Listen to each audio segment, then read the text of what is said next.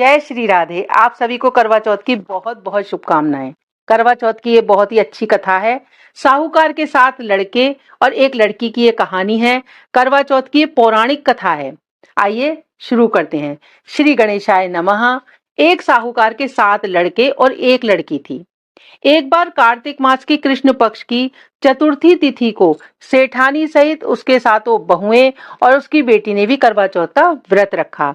रात्रि का समय जब साहूकार के सभी लड़के भोजन करने बैठे तो उन्होंने अपनी बहन से भी भोजन कर लेने के लिए कहा। इस पर बहन ने कहा, भाई अभी तो चांद नहीं निकला है, चांद के निकलने पर उसे अर्घ देकर ही मैं आज भोजन करूंगी। साहूकार के बेटे अपनी बहन से बेहद प्रेम करते थे। उन्हें अपनी बहन का भूख से इस तरह से व्याकुल चेहरा देखकर बेहद ही दुख हुआ। तो साहूकार के बेटों ने क्या किया, साहूकार के बेटे नगर के बाहर चले गए और वहां एक पेड़ पर चढ़कर उन्होंने अग्नि जला दी और घर वापस आकर उन्होंने अपनी बहन से कहा, देखो बहन, चांद निकल आया है, अब तुम उसे अर्घ देकर भोजन ग्रहण करो। साहूकार की बेटी ने अपनी भाभियों से कहा, देखो चांद निकल आया है, तुम लोग भी अर्घ दो और भोजन कर लो। नंद की बात सुनकर भाभियों ने कहा, बहन अभी चांद नहीं निकला है और तुम्हारे भाई धोखे से अग्नि जलाकर उसके प्रकाश को चांद के रूप में तुम्हें दिखा रहे हैं। भाभियों ने उसे मना किया।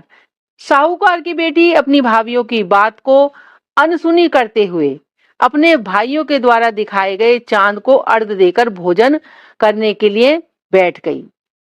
इस प्रकार करवा चौथ का व्रत भंग करने के कारण विघ्नहर्ता भगवान श्री गणेश साहूकार के लड़की पर वो अप्रसन्न हो गए और गणेश जी की अप्रसन्नता के कारण उस लड़की का पति बीमार पड़ गया और घर में बचा हुआ जो सारा धन था उसकी बीमारी में वो लग गया।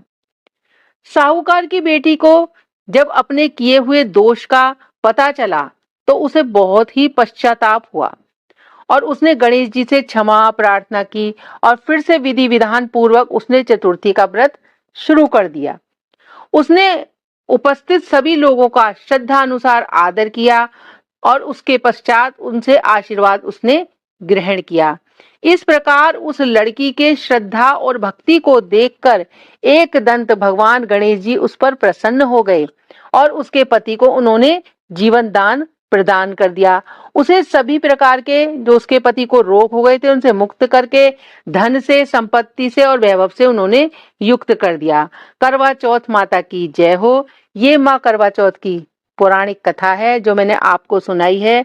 आप सभी को माँ करवा चौथ आपके जीवन में बहुत खुशियां, सुख, शांति और अपना आशीर्वाद दे। आपके सुहाग की हमेशा रक्षा करे, आपका सुहाग हमेशा अटल रहे। जय माता की।